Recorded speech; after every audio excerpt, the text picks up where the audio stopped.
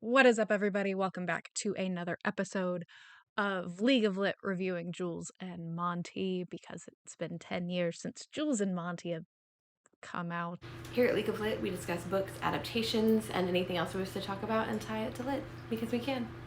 And just for safety, we have a truth universally acknowledged that we are not a spoiler-free podcast, so take everything as you wish. We are entering in episode 12. We are diving into more of the drama as Monty is on the run and Jules has no idea what's going on, but Nancy went to go look for him. So let's find out what is happening in episode 12.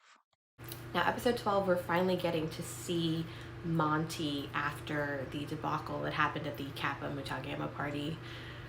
And I really like the way this episode starts just with Professor Lawrence, which is wonderful. We're getting another Professor Lawrence moment. But I really enjoy him just opening the door, looking at Monty, and just like turning away. It's very much indicative, I think, of the character of Friar Lawrence, that he would just be so used to the nonsense that Romeo does that it just is perfection.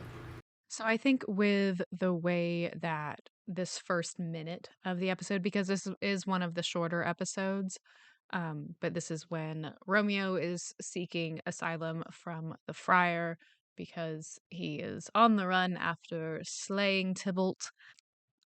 I think in the way that they have shot it, there are in reality, uh, it would make no sense as to why somebody would be recording any of this.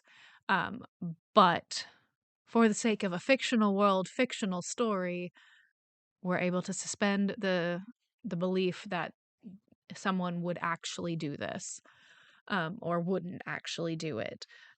And I think one of the things that helps with that is I've talked about it before where sometimes some of the specific things that we get to see doesn't always quite line up, but you're able to push past it for the most part.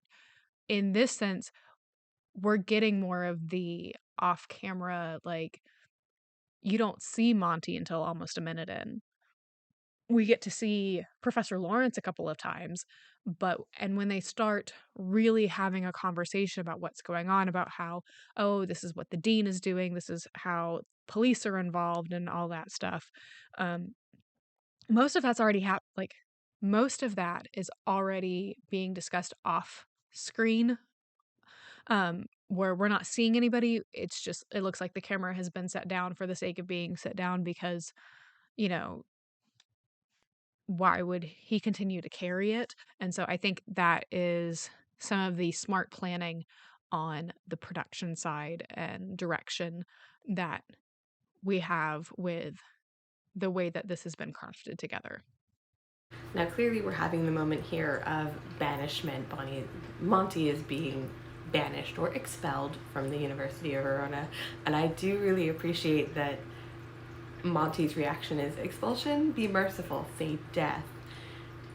And I think Professor Lawrence's Monty, be reasonable, is so real here because what? Listen, that's wild person talk, sir.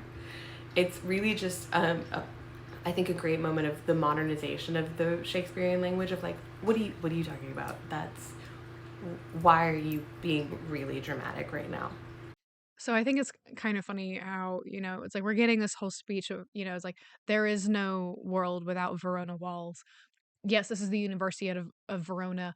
And I think this kind of reaches in a little bit into the level of maturity that can exist when you are in college, especially in these like first 2 years of college. But I think it kind of dips into that level of maturity or immaturity as is displayed in the source material, where you have kind of this over the top reaction of like, no, they're like, this is where I've always wanted to be. Like, if you have ever experienced the desire of going to a very specific college or university, and for whatever reason you're not able to go, and you can like think about what that would feel like and how you would react, this is kind of on par with that.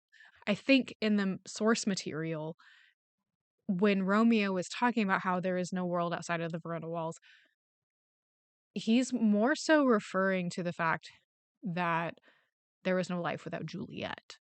Now, I think there is space for that to be flipped, but so it could, go either way. But I think in the world of Jules and Monty, I can see how potentially Monty may have always wanted to be at the University of Verona, and being expelled from the university that he has always wanted to attend can weigh very heavy on somebody.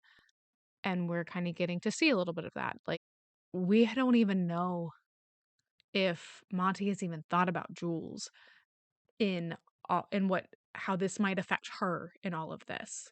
Another really great behind the scenes moment here, if you wanted to watch the blog vlogs, is that they actually filmed this in the middle of the day despite the fact that it's set in the middle of the night. And it's really interesting how they managed to make this kitchen look like it was in fact the middle of the night. If you really enjoy like behind the scenes stuff, watching kind of how they make movie stuff, you'll enjoy getting to watch that.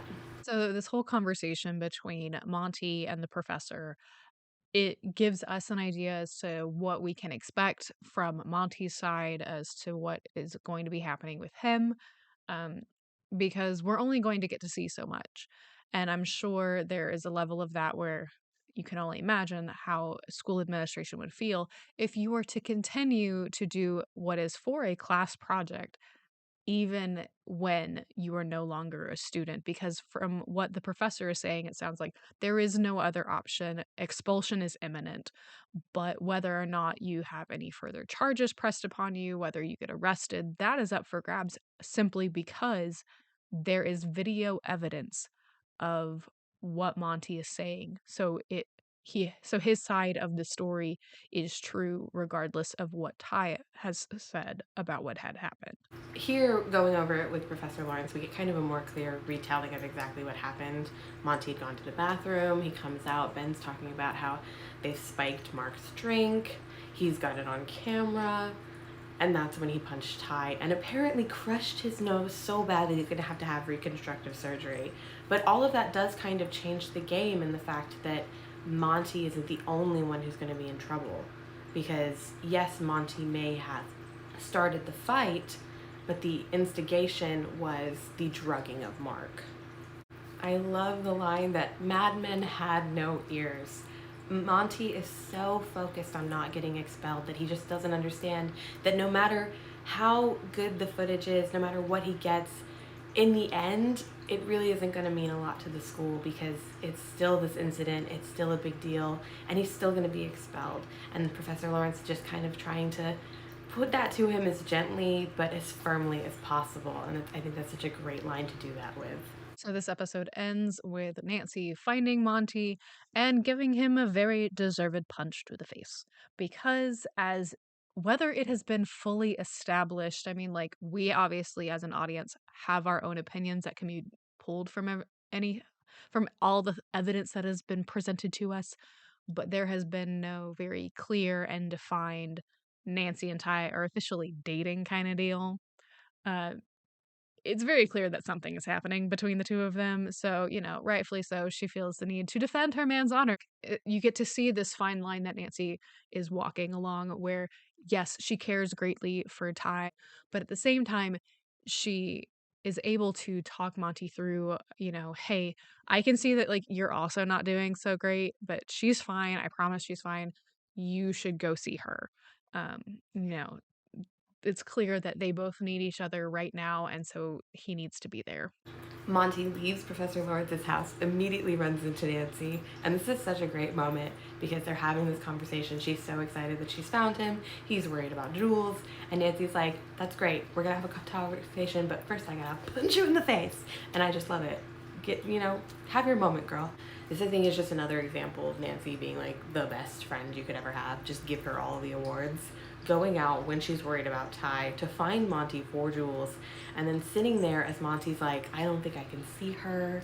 I don't think it'll be good," and being like, "If you don't go see my best friend, I will hit you That again." is where episode 12 ends, and we get to go even further into the drama of this tragedy of Romeo and Juliet. We will see you next episode. Thank you for tuning in to this very special League of Lit for the Jules and Monty 10th year anniversary. Please make sure you follow us at League of Lit Podcast on Instagram and at League of Lit Pod on TikTok. If you have any suggestions for an episode, please feel free to leave a comment on leagueoflit.tumblr.com.